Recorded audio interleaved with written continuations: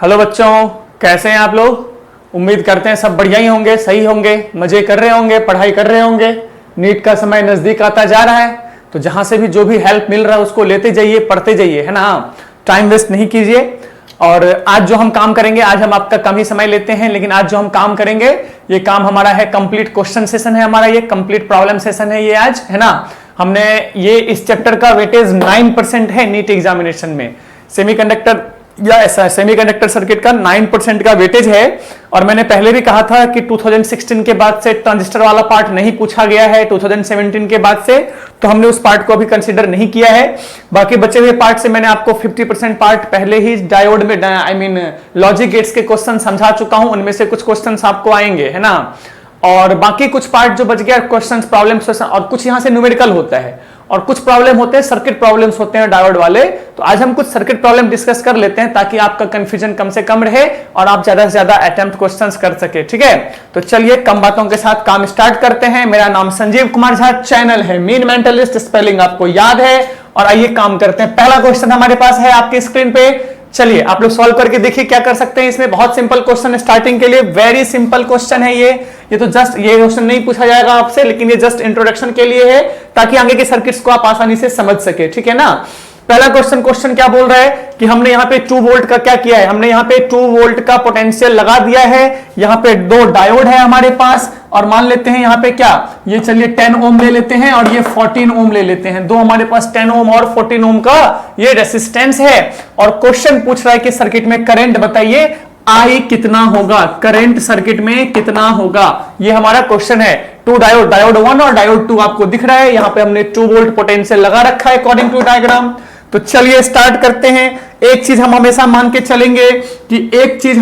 के चलेंगे कि फॉरवर्ड बाइजिंग जब भी होगा तो रेसिस्टेंस ऑफ डायोड 0 होगा। ये चीज हम होता नहीं एग्जैक्टली, अपन मान के चलते हैं। फॉरवर्ड बाइजिंग जब भी होगा रेसिस्टेंस ऑफ डायोड 0 होगा।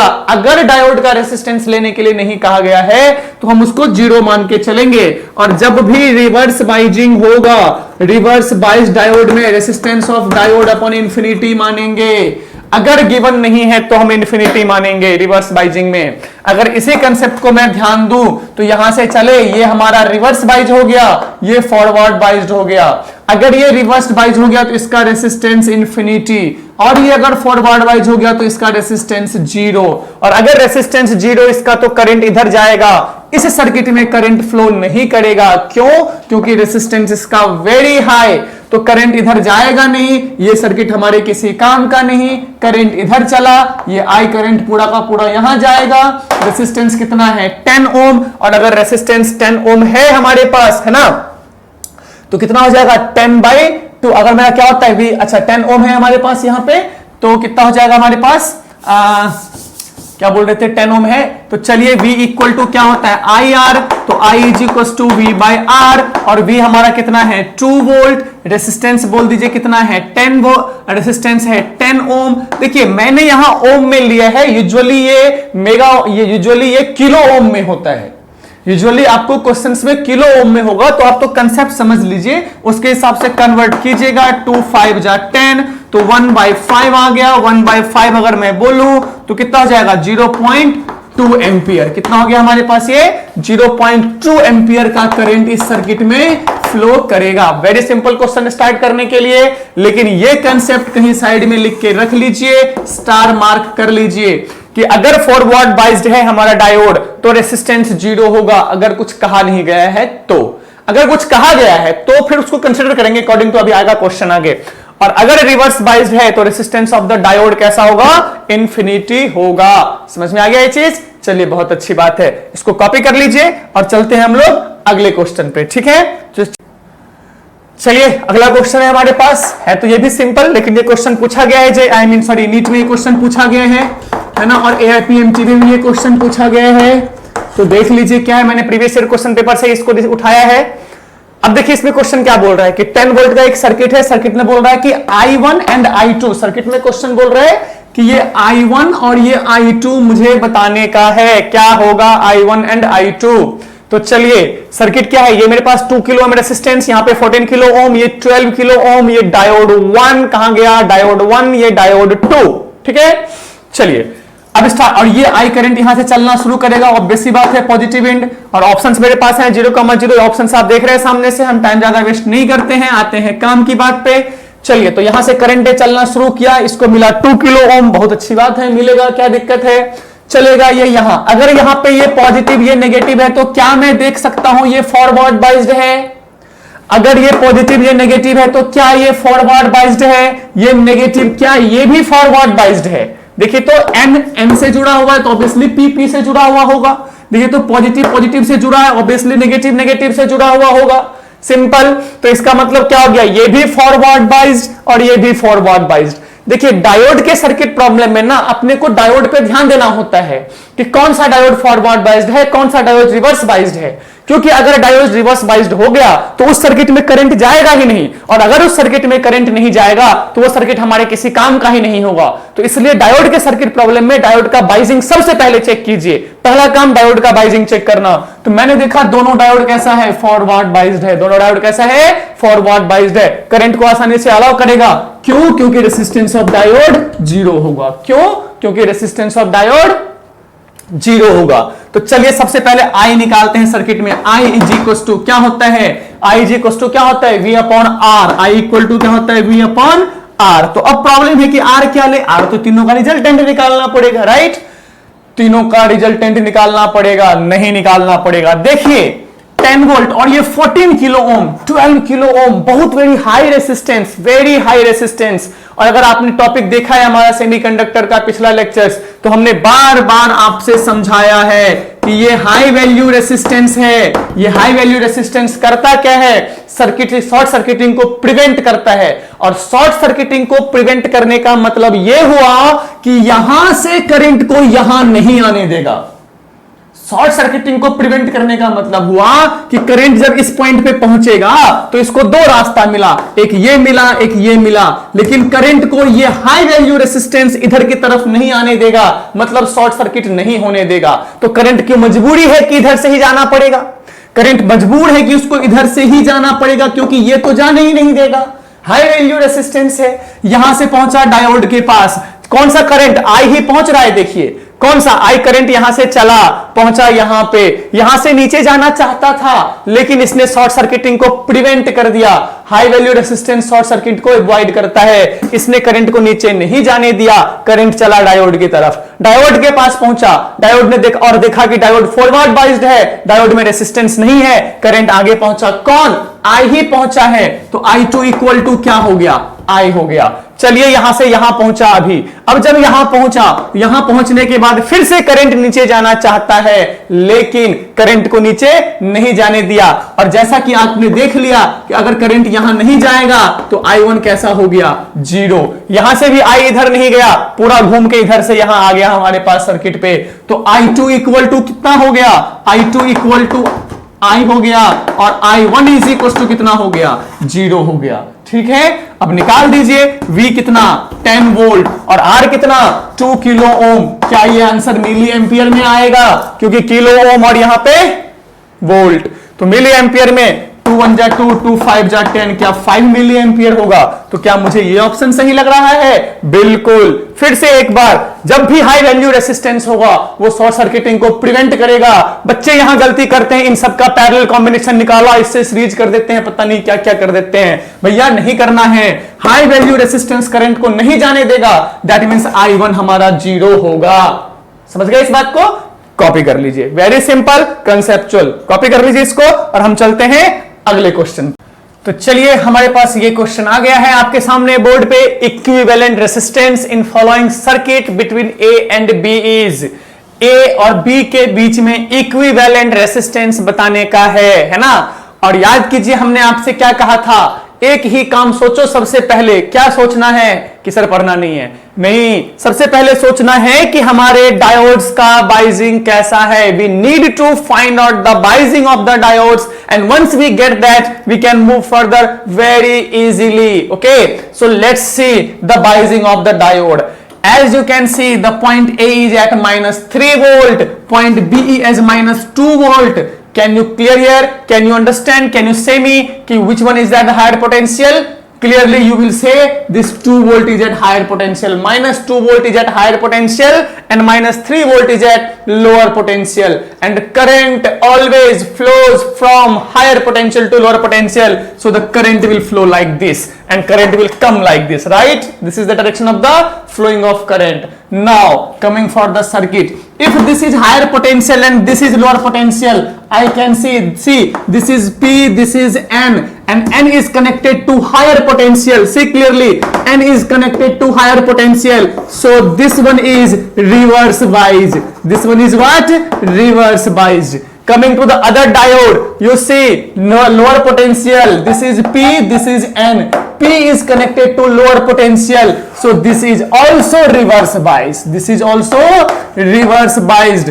As you can see, both of the diodes are reverse biased, so current will not flow in that circuit. In which circuit the diode is being used? So in this circuit, no current. In this circuit, no current. Now tell me what is the path of current. Current will enter from here. In this direction it cannot go, so it will move here. It will come to like this. Now again, in this circuit it will not flow. It will come like this. Now tell me the resultant resistance. You can see this is the direction of the current. And it is flowing in the series, so 8 to 10, 16, so I think 16 ohm is the resultant resistance of the circuit. How easy this one is.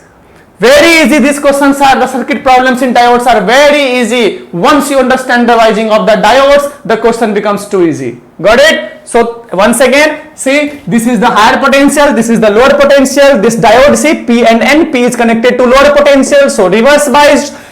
N is connected to higher potential, so it is also reverse biased. Current will start from here. At this junction it wants to go in this direction, but due to the reverse biasing of the diode, current cannot flow in this circuit, so no current is here. Current will move in this direction. Again came here, came to this junction. Now from this junction again, current wants to go in this circuit also, but as this is reverse biased, current will not flow, though current will choose this one path, and easily it will reach to the lower potential. So you can see in the single path all the resistance are coming, so they are in series only.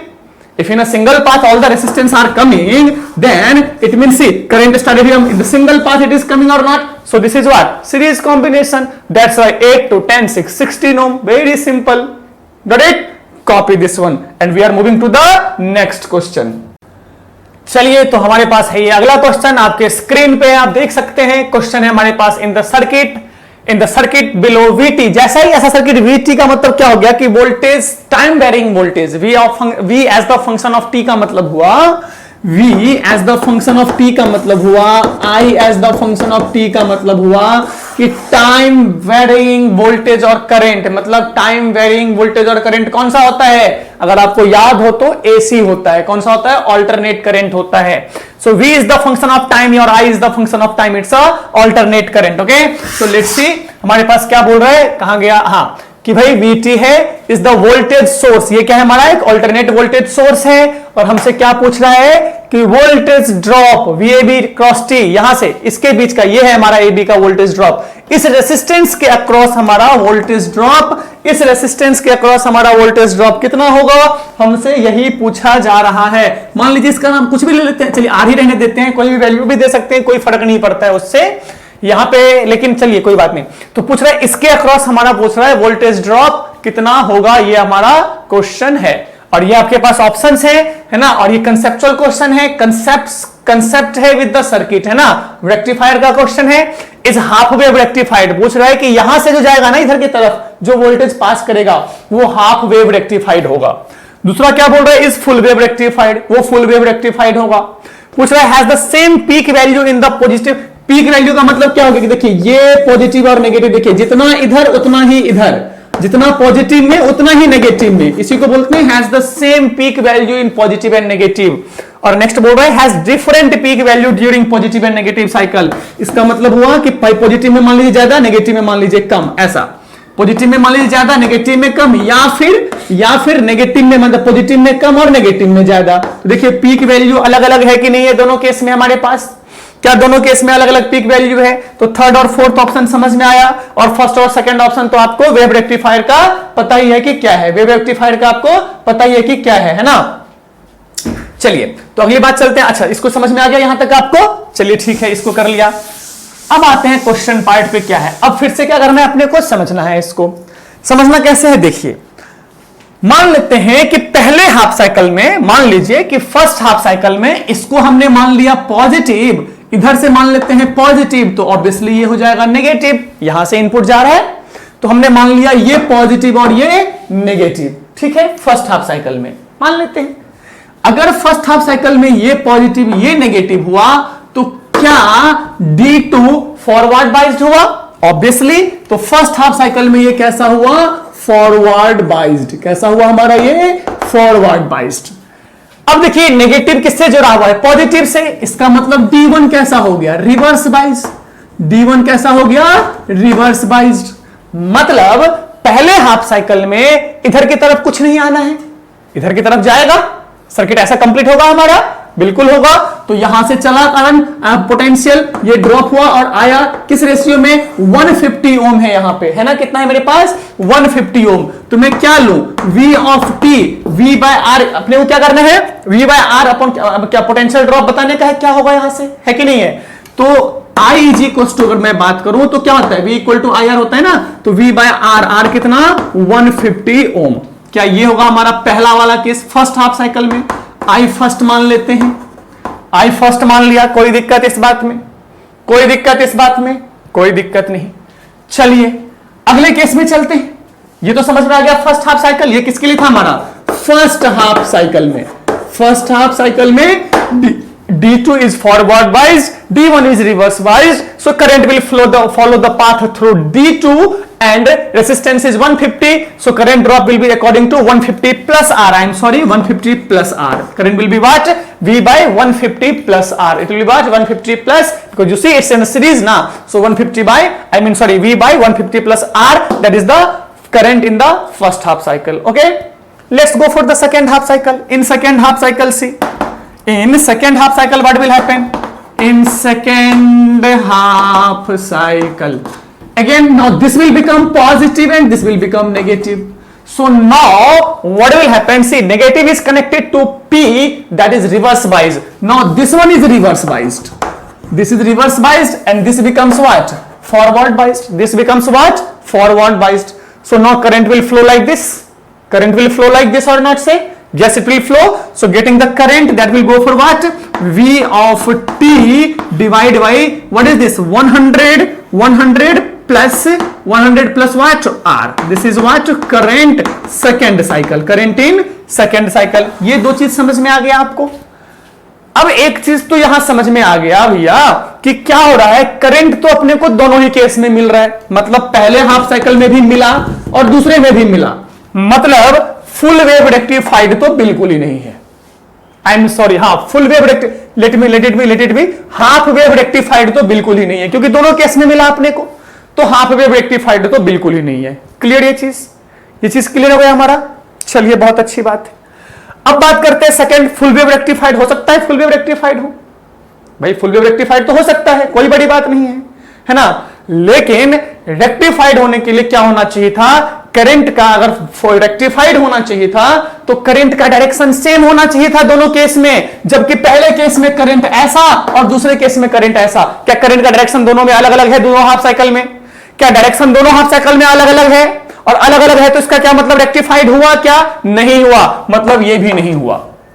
मतलब ये भी नहीं हुआ। क्यों नहीं हुआ? क्योंकि आप देख लीजिए, एक बार में करंट इधर है, एक बार में करंट उधर है भाई। एक बार राइट साइड में, एक बार लेफ्ट साइड में। जब डायरेक्शन बदल ही गया तो फिर रेक्टिफाइड कहां हुआ? रेक्टिफाइड का मतलब क्या था? यूनिडायरेक्शनल। रेक्टिफाइड का मतलब यूनिडायरेक्शनल, याद है ना? डीसी यूनिडायरेक्शनल नहीं हुआ भाई। फुल वेव रेक्टिफाइड भी नहीं हुआ। अब ये बात करते हैं, has the same peak value in the positive and negative half cycle. यहां से चलिए VT निकालिए। इस केस में VT निकालेंगे तो क्या होगा? I into 150 plus R। यहां से अगर मैं VT निकालूं, आई मीन VABT निकाल रहे हैं, तो VABT क्या हो जाएगा? I first into 150 plus R, right? ये होगा। और यहां पे क्या होगा? यहां से अगर मैं VT निकालूं तो क्या हो जाएगा? I second into 100 plus R। Solve करने की जरूरत नहीं है, बस समझना है यहां पे, क्योंकि थ्योरेटिकल पार्ट है ना यहां पे, ये सिर्फ कंसेप्चुअल है, कंसेप्ट है। तो अब देखिए V इक्वल टू यहां पे 100 प्लस R इंटू VABT हो रहा है, यहां पे 150 प्लस R इंटू VABT हो रहा है। यहां पे 150 प्लस आर इंटू आई है और यहां पे 100 प्लस आर इंटू आई का केस है, तो क्या ये सेम हुआ क्या? देखिए तो सेम होगा क्या? नहीं होगा ना, क्योंकि रेसिस्टेंस अलग अलग है भाई। सेम नहीं होगा क्योंकि रेसिस्टेंस अलग अलग है, और रेसिस्टेंस के अक्रॉस क्या होता है? पोटेंशियल ड्रॉप अलग अलग होता है। तो देखिए तो ये दोनों मिला के अलग रेसिस्टेंस, ये दोनों मिला के अलग रेसिस्टेंस, तो पोटेंशियल ड्रॉप सेम कैसे हो सकता है? अलग अलग होगा, मतलब ये भी नहीं हुआ, तो obviously has different peak value. Peak value अलग अलग होगा ना। इस केस में भाई, इस केस में कितना रेसिस्टेंस ज्यादा, V इक्वल टू IR होता है, ज्यादा मतलब यहां से क्या हो गया? R बढ़ रहा है यहां से। इस केस में R क्या हो रहा है? इंक्रीज कर रहे हैं ना हमारा। यहां पे R डिफरेंस है, R अगर रेसिस्टेंस अलग अलग होगा तो V भी हमारा अलग अलग होगा, है कि नहीं? और V अलग अलग होगा तो दोनों का पीक वैल्यू मतलब मैक्सिमम वैल्यू अलग अलग होगा। समझ में आया ये चीज? समझ में आया कैसे क्वेश्चन सर्किट में देखेंगे? फिर से हमने वही फॉरवर्ड वाइजिंग और रिवर्स वाइजिंग चेक किया है, देख लीजिए।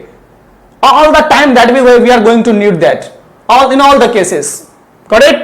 चलिए इसको कॉपी कर लीजिए। ये कैलकुलेशंस करने की जरूरत नहीं है, ये मैंने आपको सिर्फ समझाने के लिए बताया है। These calculation no need, समझाने के लिए बताया है, सिर्फ आपको यहां पे लॉजिक लगाना है, दिमाग लगाना है, कंसेप्ट्स यूज करने हैं, दैट्स ऑल। क्लियर?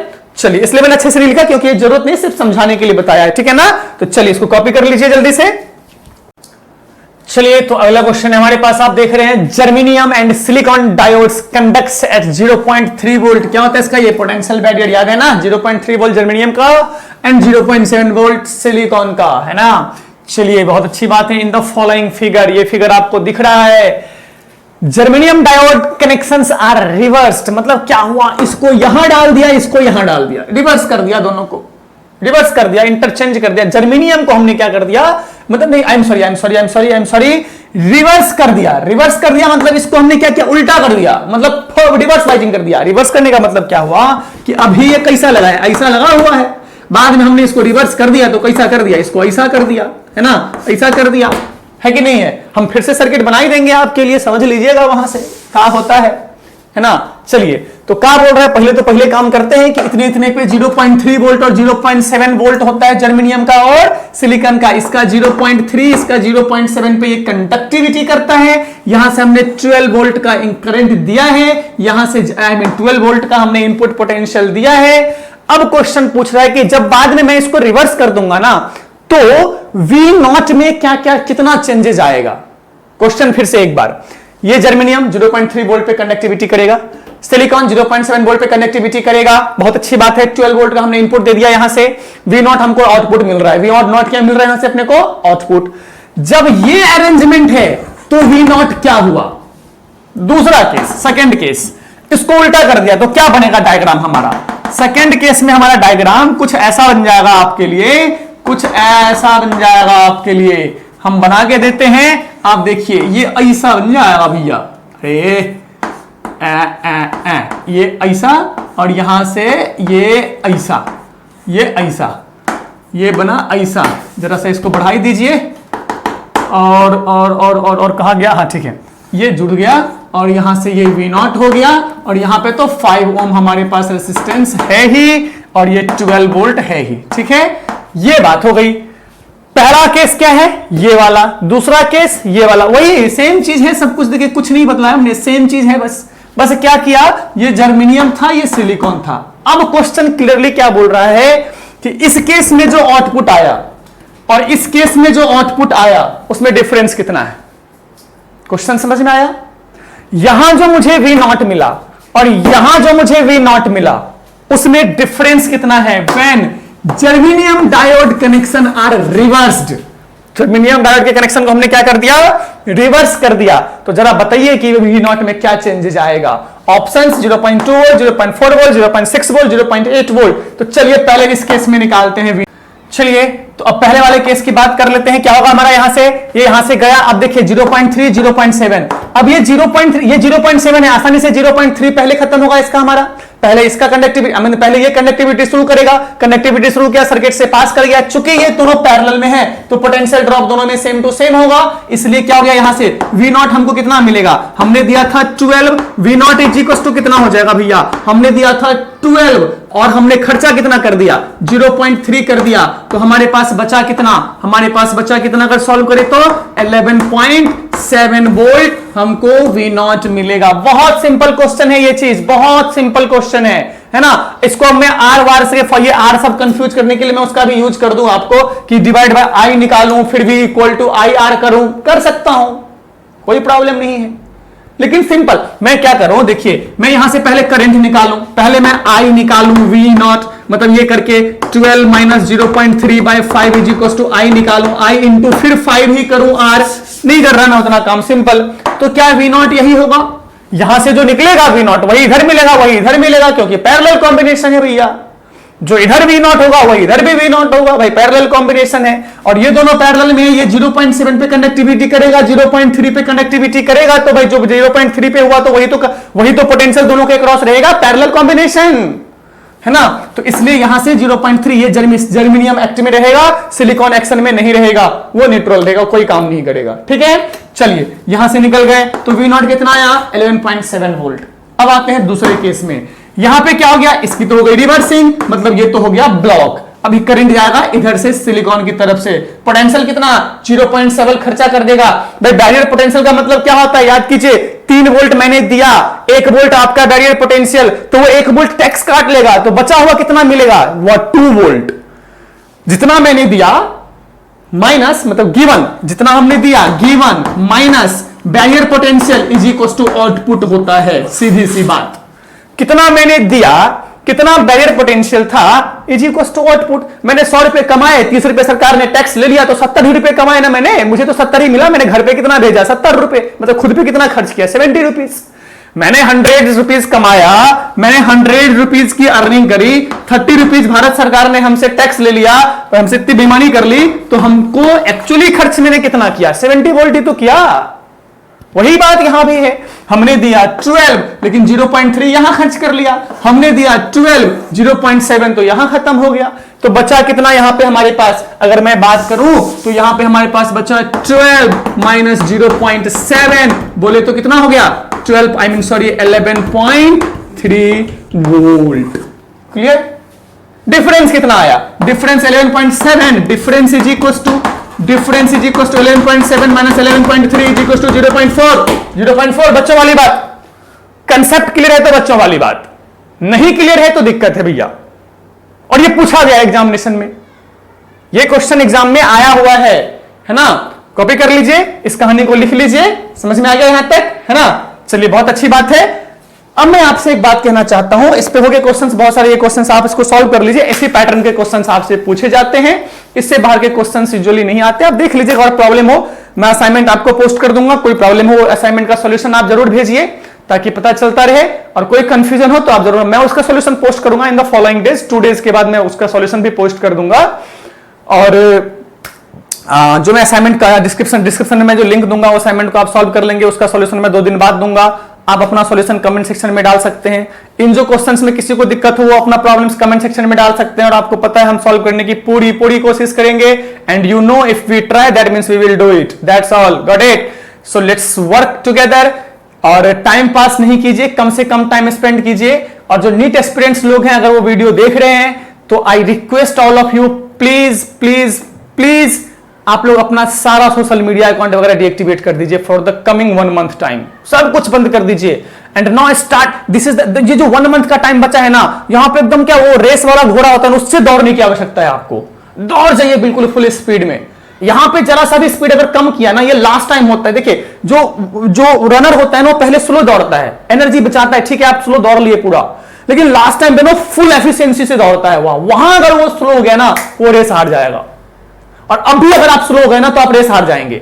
तो अभी ना पूरे स्पीड से दौड़ जाना है। अगर 1 सेकंड का भी टाइम अगर आप इंस्टाग्राम, व्हाट्सएप, फेसबुक पे लगाते हैं, वो आपको स्लो कर रहा है। This is the biggest distraction of the modern age students. The social media accounts are the biggest distraction of the modern age students. And you know irony is what, you don't even need those things, कोई जरूरत नहीं है आपको, you are not even allowed to use those things. आपका age भी नहीं हुआ उसको करने का, बहुत सारे लोगों का कुछ का हो गया होगा मे बी। सो प्लीज इतनी पूरी एफिशिएंसी से दौड़ जाइए, इस पूरे 1 महीने में इतनी स्पीड से दौड़ जाना है कि हर एक चीज को कवर कर लेना है। एंड एनसीईआरटी को तो सॉल्व करना ही करना है। Once again NCERT must be solve each and every question from the NCERT. I am talking about physics, got it? So keep working, all the best. अपना और अपनों का बहुत ख्याल रखिए और पढ़ते रहिए। Thank you very much.